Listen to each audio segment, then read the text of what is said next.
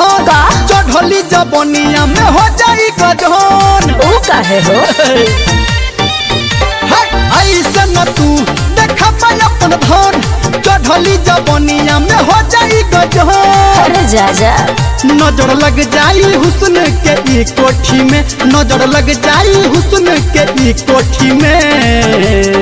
ए बाबू सुना बोला एगो नेमुआ दू चार गो मिर्ची लटकैले बानी चोटी में। एगो नेमुआ दू चार गो मिर्ची लटकैले बानी चोटी में। लटकैले बानी चोटी। Music by Ramesh Rasila. चढ़ल 16वां साल बाहो लगी न नजर बन काला धागा।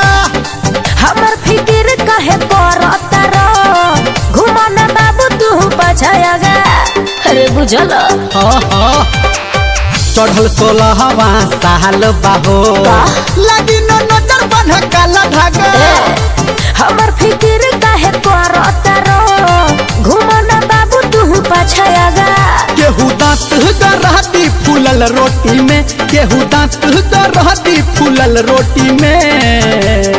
ए बाबू हो एगो नेबुआ दू चार गो मिर्ची लटकैले बानी चोटी में। एगो नेबुआ दू चार गो मिर्ची लटकैले बानी चोटी में। लटकैले बानी चोटी में।